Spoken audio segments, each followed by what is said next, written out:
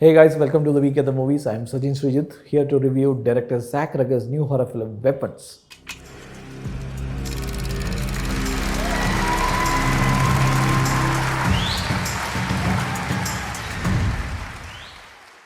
You know that reel with cats where one of the cats is about to commit some mischief that you are very sure it's going to do, but then it pulls a hilarious last minute improvisation when it realizes the other cat or human is about to catch it red handed?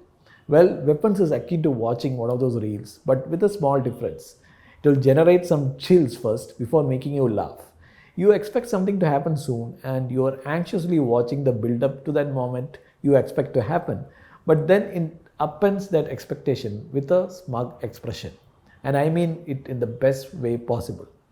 There are scenes in Weapons that made me laugh quite a bit, and that's not something you expect a horror film to do. I'm not talking about unintentionally funny, I mean situations that are genuinely funny while something scary is happening simultaneously. Now, that's something you don't see very often. I was looking forward to Weapons with plenty of excitement because I loved Cregger's previous horror film, Barbarian. Among the main reasons I loved it is its ingenious storytelling, which involves the ability to keep you guessing what sort of ominous activities exactly happening around the characters, but also who the hero or heroine of the story is. Those who have seen Barbarian will know how Cregger hits us with an unforeseen development midway through the film that completely catches us off guard. Weapons does this more than once, even though it's not as grim as the former. Without giving anything away, it begins with the baffling event, the disappearance of all children except for one from the classroom, taught by a teacher named Justin, played by Julia Garner. So now, the irate parents of the missing children naturally point all their fingers at Justin. Did she have anything to do with this? Is it some supernatural event? Is it a creature or another human being behind all this? Cregger gives you most of the answers, but not all of them. That I'd say is a good quality of a horror film because after you get out of the theater, you're still thinking about some of the unresolved mysteries, but also immensely satisfied at some of the hilariously wild, cathartic developments that happen in the end.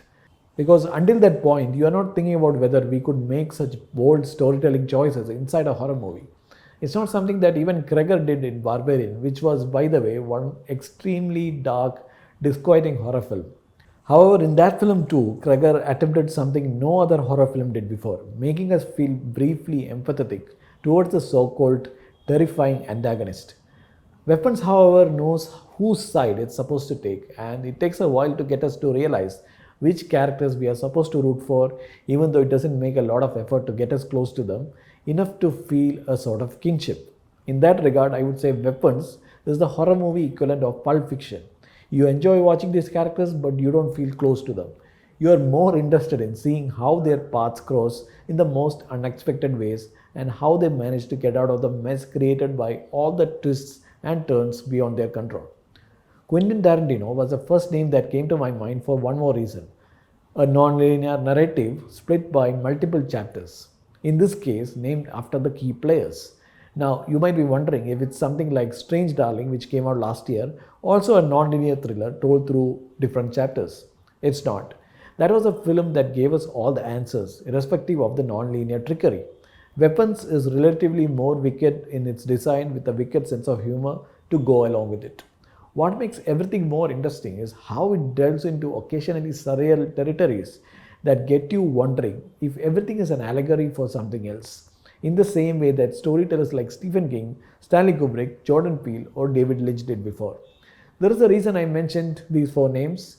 Anyone familiar with their works should recognize a few tributes here and there. This is easily the best horror film I've seen this year since Sinners. All that pre release hype, I'd say, is justified. So that's my review of Weapons. Thanks for watching.